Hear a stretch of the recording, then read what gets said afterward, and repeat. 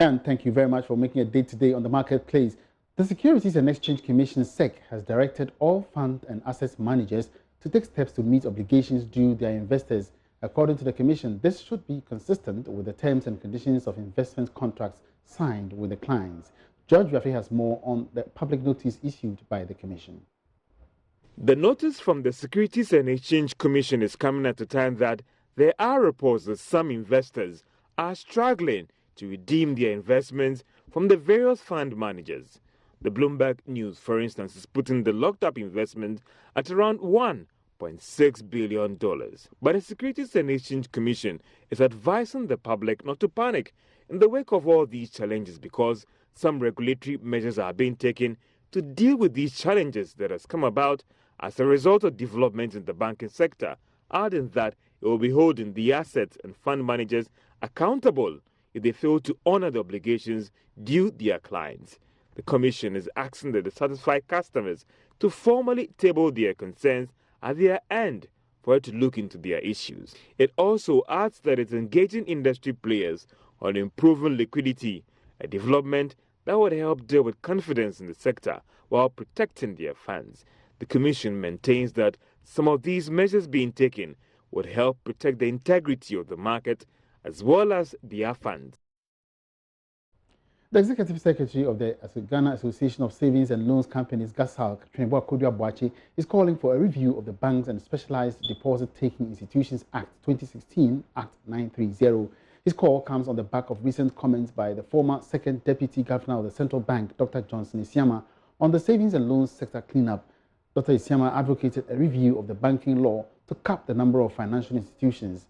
Mr. Kodua Boachi supports these views, says he believes some changes to the law will help deal with certain challenges being encountered.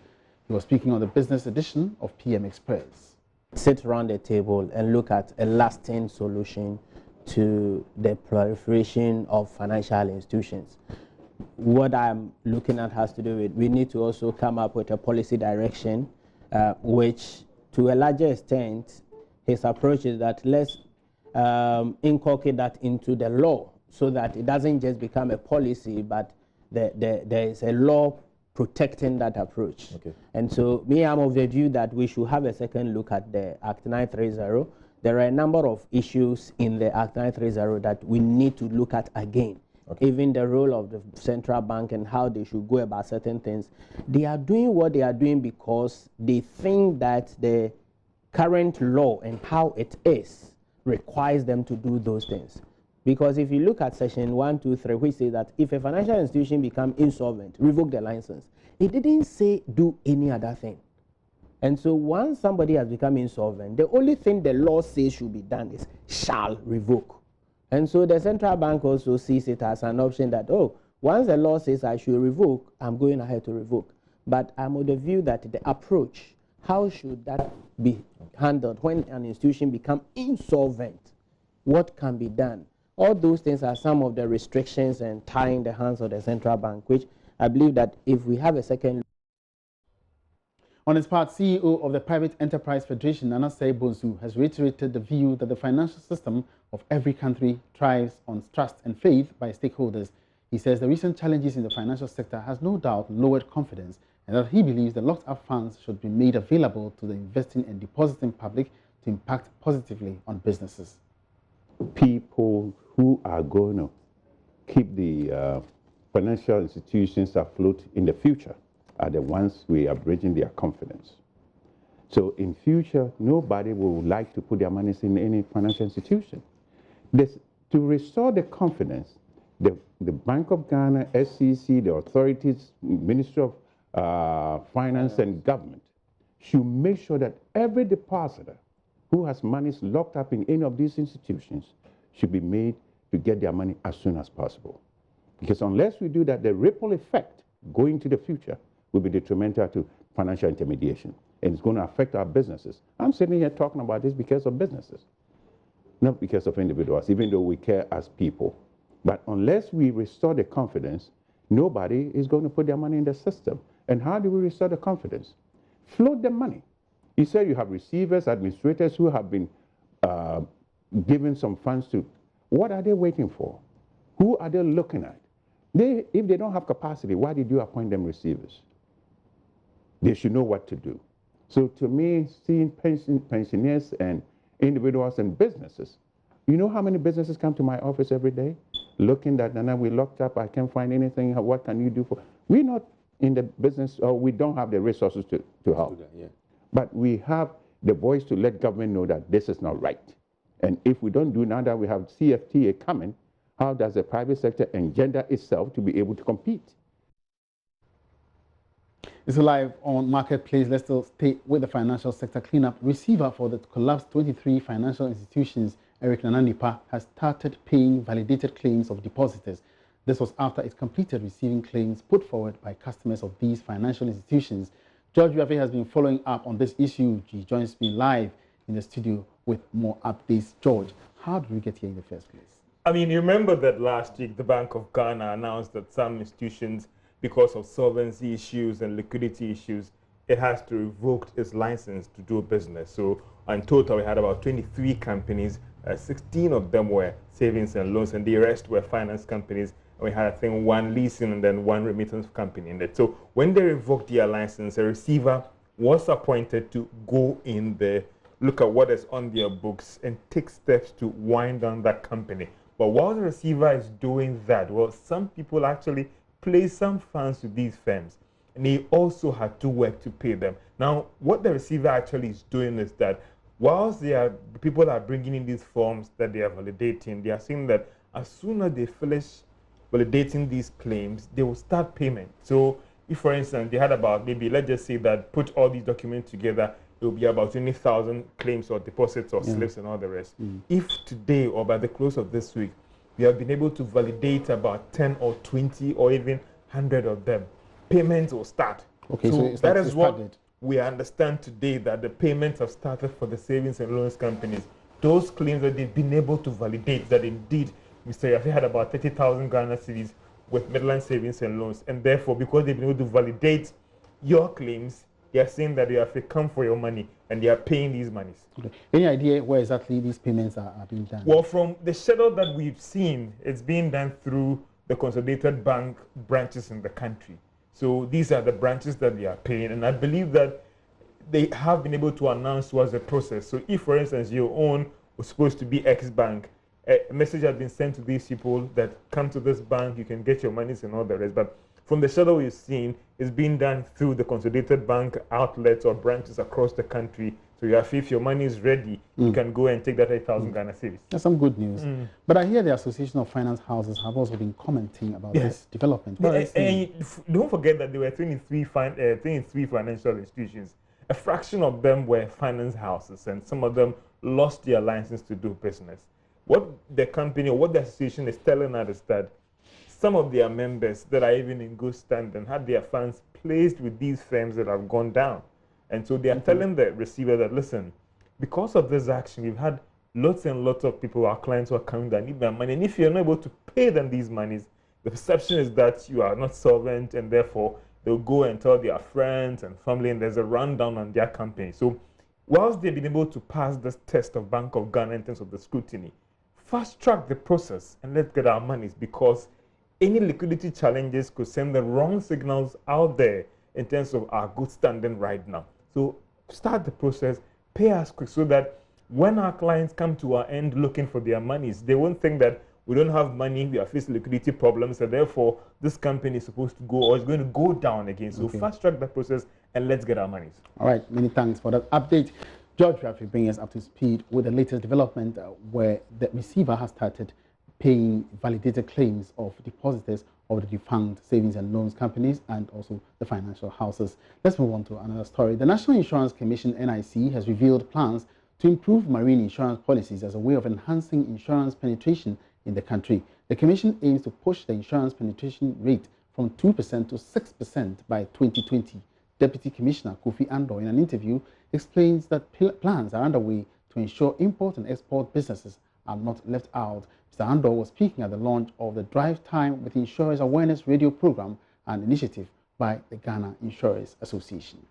I have talked about a number of things that we are doing to grow the penetration. This is one of them, but there are many other things. We are working on marine insurance, meeting with the necessary stakeholders to grow the marine business. It looks like all the imports into this country are insured overseas because we import almost everything: food, clothes, vehicles, fertilizers, everything, mobile phones. And I don't know what we make in this country, but we import a lot of things, and yet our marine insurance business is struggling. And so we need to talk to the stakeholders and get this properly done so that our marine insurance will grow.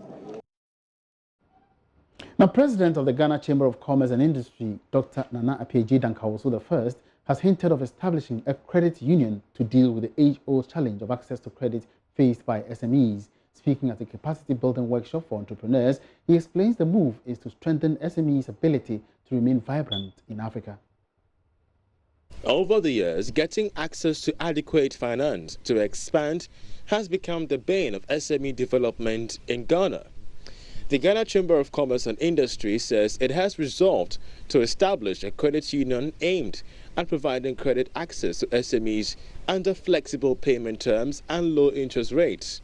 President of the Chamber disclosed this to Joy Business at the sidelines of a capacity building workshop by the Chamber. We want to come out with a plan B, and the plan B that we want to do is to have a credit union.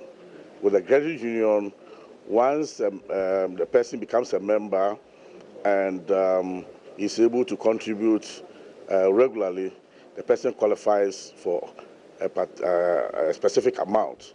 And with that also, the interest rate is normally on the lower side. And if it's like that, then we think it will help the chamber and it will help the private sector to do businesses and get profits that accrue for them. A cross-section of entrepreneurs and business heads received business advisory services on best ways to establish a business, hire workers, and access finance. Dr. Isaac Odro Amoako is senior lecturer and leader of the Small Business and Entrepreneurship Research Group at the Liverpool John Moores University. I think entrepreneurs themselves will tell you that they lack access to finance as the most critical factor that they always struggle with. But from my own perspective and my own experience, I think, yes, access to finance is a key limitation, but also access to knowledge and skills in managing businesses, to me, is also a key factor that most entrepreneurs lack. Small and medium-sized enterprises have been the Ghana's economic and social development for the past decades. They continue to be a major driving force for business development, employment creation, production of goods and services, as well as internal income generation in the country. Now, the Minister for Railway Development, Joe Gatti, has challenged the Sekondi Takoradi Chamber of Commerce and Industries to develop an industrial park around the railway enclave within the Western region. Joe Gatti made the request at a public lecture organized by Sekondi Takoradi Chamber of Commerce and Industry in collaboration with the Ghana Railway Development on the theme Railway Revitalization and Sustainable Development Approach and Opportunities. Natalia Kwansa reports. The sector minister, Joe Gatti, in his presentation stated that the Railway Ministry, since its establishment in February 2017, has transferred over 100 million cedis from its budget allocation for the payment of projects procured and executed by the Ghana Railway Company Limited. He urged the Sekondi Takoradi Chamber of Commerce and Industry to develop an industrial park within the railway enclave. I invited the Chamber of Commerce to create an industrial park. You have Takoradi, which is, Takoradi, I don't know. I understand that now they price the land in dollars. Even if it's in cities, Takoradi is quite expensive. You look like a rich young man, maybe you can afford Takoradi. But the Chamber of Commerce, I advise them, get land, create an industrial park, service the plots, and invite people to go there. And then you'll be creating a new industrial hub. Without the Chamber of Commerce, if you go to a shape just now, it's becoming a new hub. I mean, shape has changed. You have a tire factory, you have Dangote, you have this, you have that. Even the shape is becoming too full. So maybe they have to go a little after shape to Ango or something. If you go towards Shama, there's the Black Ivy, and we are taking you there. So what is really going to happen in Sekedi Takoradi is that the whole city, in 5-10 years' time, will become one big industrial city. The industries will not just remain in Takoradi. And not only the Chamber of Commerce, but anybody who is listening to me must realize that in the very near future, the land along the railway, near the railway, will become very valuable. And so, run and go and acquire some. In response, the Deputy Chief Executive of the STCCI, Benjamin Nick Pandi Andy, says the Chamber will start the process of developing an industrial park very soon. I think the Minister in his presentation challenged STCCI to begin to develop industrial parks so that we can harness the and leverage on the business community and help them grow around the railway sector. This is a challenge that I want to say that we are embracing with double hands. Right from here, we're going to set up a committee to begin to look at what we can begin to do. As STCCI, we might not have all the resources, but we believe that we can liaise with the chiefs, we can liaise with opinion leaders and make sure that at least we have the lands released and then together we'll develop it. So I can assure all of you that we are accepting that challenge with double hands and we'll start working seriously to develop at least an industrial park around the railway sector in Sekedi Takoradi. For Joy Business, in Athalia Kwanza, Western Region. Now, with free movement of people and goods being key to regional trade, airlines are stressing the need for implementation of the Open Skies policy to reduce impediments to cross-border trade. This is expected to enhance economic gains under the Africa Continental Free Trade Agreement. Country Manager for International Airline ASKAI noted the full benefits of the agreement can only be harnessed by ensuring free movement in the air. Sheila Tamaklo reports. Under the African Continental Free Trade Area Agreement, member countries must commit to removing tariffs on at least 90% of the goods they produce, as well as encourage free movement of persons and goods across borders with the aim of increasing intra-Africa trade. But despite the compelling factor of having free movement, airlines note there are restrictions. Speaking to Joy Business, the country manager for ASKAI, Wolanyo Afajinu, said it's about time governments implemented the Open Skies policy under the single African air transport market. It is the desire of every businessman to have free movement. Now, for us to have a free trade agreement, we need to open up the skies. If the skies are not open for the airlines to operate freely and move passengers around freely, definitely there's going to be restrictions to these free activities that we are looking at. So I think that the airspace should be open freely. There are documents that have been signed indicating that these are being done, but operationally it is not. So there should be the opening of airspaces where airlines can freely operate within the region and be able to promote the businesses that we require.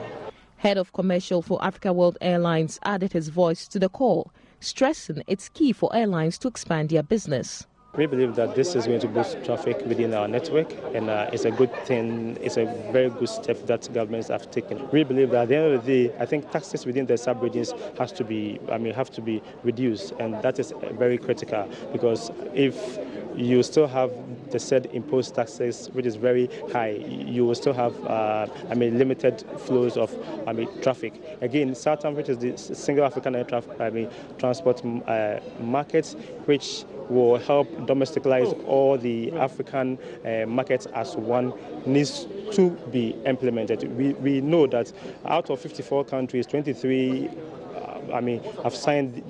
have given their consent to this, and we are waiting for the implementation.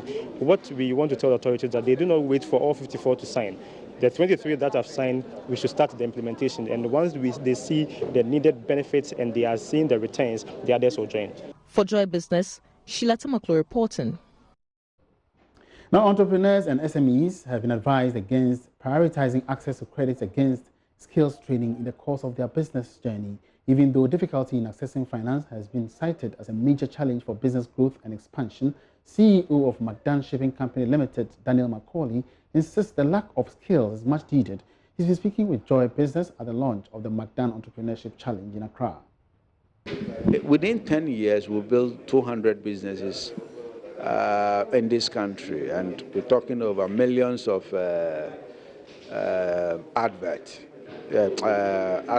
millions of jobs created by these 200 businesses. One of the main issues that most SMEs and even entrepreneurs do face is that of access to finance. And of course, you have been sitting in, listening to most of the pitches that most of these entrepreneurs have shared with you. How concerned are you about this issue of the lack of finance or the inability to access them? Well, that is the biggest mistake most startup and businesses do.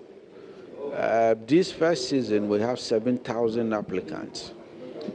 Whilst they pitch their businesses and their business models, you realize that most of them don't need money. What they need is coaching and guidance. They need to be coached and mentored.